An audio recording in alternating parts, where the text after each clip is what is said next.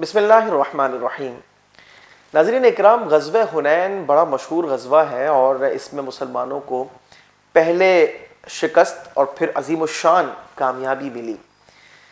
یہ غزوہ کامیابی کی طرف کیسے گیا؟ رسول مکرم صلی اللہ علیہ وسلم کے 3 معجزات ظاہر ہوئے اور لشکر اسلام جو ہے وہ فتح یاب ہو جاتا ہے۔ ہم واقعے کی طرف آتے ہیں، لیکن اس سے پہلے غزوہ حنین سے متعلق چند ضروری باتیں جو ہیں وہ پیش خدمت ہیں۔ حنین ایک جنگل کا نام ہے، مکۃ المکرمہ اور طائف کے درمیان یہ جنگل واقع ہے۔ جب مسلمانوں نے مکۃ المکرمہ فتح کر لیا 8 ہجری میں، اس کے بعد غزوہ حنین جو ہے وہ مارز وجود میں آیا۔ اور یہاں ایک منفرد بات یہ تھی کہ مسلمانوں کی تعداد کفار کے مقابلے میں 3 گنا تھی۔ حالانکہ عام طور پر ایسا کسی غزوہ میں نہیں ہوا۔ یہاں مسلمان تھے 12,000 اور کفار تقریباً 4,000 تھے۔ لیکن ہوا اس طریقے سے کہ حضرت سلمہ بن اقوع اس کے راوی ہیں، مسلم شریف کی روایت ہے، جس کا خلاصہ یہ ہے کہ ابتداءً جو ہے مسلمانوں میں سے بعض اصحاب کے دلوں میں یہ خیال بیدار ہوا کہ ہم تو 12,000 ہیں اور کفار 4,000 ہیں، جبکہ ہماری قلیل تعداد بھی کفار کی کثیر تعداد پر جو ہے وہ بھاری ہوا کرتی اور ہمیں کامیابیاں مل جایا کرتی تھیں، تو آج تو کوئی مسئلہ ہی نہیں ہے۔ ناظرین، اس طرح کے خیالات کے بعد نتائج جو ہیں کچھ برعکس واضح ہوئے، اور یوں ہوا کہ جیسے ہی غزوے کا آغاز ہوا، کچھ دیر کے بعد مسلمانوں کو شکست جو ہے وہ بظاہر نظر آنا شروع ہوئی اور صحابہ کرام علیہم رضوان پیچھے کی طرف آتے رہے۔ کفار نے آپ کو گھیرے میں لے لیا تھا۔ وہ اس طریقے سے تھا کہ قبیلہ حوازن جو ہے، اس کے 4,000 جو لوگ تھے، یہ تھے تیر انداز اور بہت زیادہ ماہر تھے۔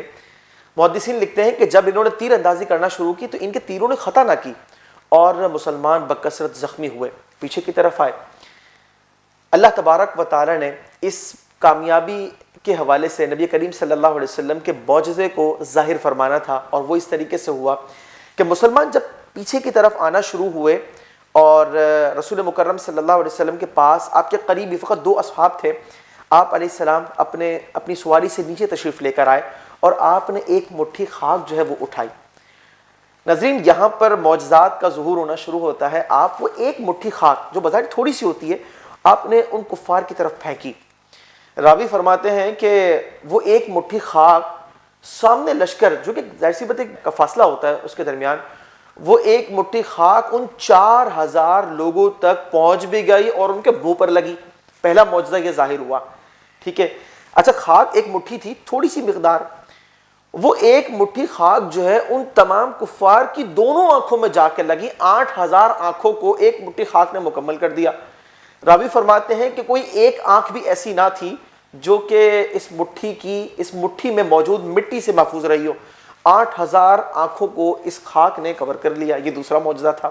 اور تیسرا معجزہ یہ ظاہر ہوا کہ اللہ تبارک و تعالی نے اس بنیاد پر، اس معجزے کے ظہور پر ان کو شکست سے دوچار کیا کہ جیسے ہی ان کی آنکھوں میں وہ مٹی گئی، بس وہ کیا تھی کہ یہ بھاگنا شروع ہو گئے، اور یہ عمل جو تھا یہ بنیاد بن گیا ان کی شکست کا۔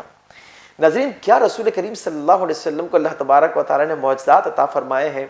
اس تصور کو تھوڑا سا قائم کیجئے کہ ایک جہاد ہو رہا ہے، وہاں لڑائی ہو رہی ہے اور ان کی شدت ایسی ہے کہ وہ تیر اندازی کر رہے ہیں، صحابہ اکرام علیہم رضوان کثیر تعداد میں زخمی ہوئے ہیں، وہ پیچھے کی طرف آئے ہیں، نبی مکرم صلی اللہ علیہ وسلم وہاں موجود ہیں، اور آپ ایک مٹھی خاک سے جو ہے وہ ان 4,000 کے لشکر کو جو ہے وہ شکست سے دوچار کر دیتے ہیں۔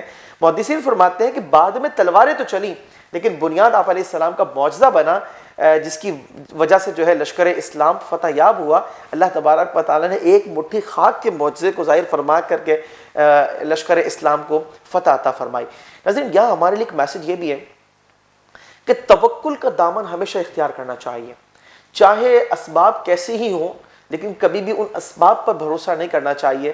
بھروسہ فقط اور فقط اللہ تبارک و تعالیٰ کی ذات اور اس کی رحمت پر ہونا چاہیے۔ جیسے کہ آپ غور کریں کہ یہاں تعداد 4,000 کے مد مقابل 12,000، تو فطری طور پر جب 3 گنا تعداد ہو تو ویسے ہی کانفیڈنس بڑھ جاتا ہے۔ لیکن یہ غزوہ اور اس میں ہونے والے واقعات ہمیں یہ بتاتے ہیں کہ انسان اپنی کوشش مکمل کرے، اپنی پلاننگ بہتر سے بہتر کرے، اپنی ایفرٹ میں کوئی کمی نہ رکھے، لیکن نتائج اللہ تبارک و تعالیٰ ہی کے سپرد کرنے چاہیے، اسی سے عافیت طلب کرنی چاہیے، اسی سے کامیابی کی امید رکھنی چاہیے، تو معاملات میں آسانیاں پیدا ہوتی ہیں۔ ہم رب کریم عز و جل سے دعا کرتے ہیں کہ اللہ تعالیٰ ہمارے عشق رسول میں اضافہ فرمائے اور اپنے ہر کام میں ہمیں دامن توکل تھامنے کی توفیق عطا فرمائے۔ آمین بجاہ النبی الامین صلی اللہ تعالی علیہ وسلم۔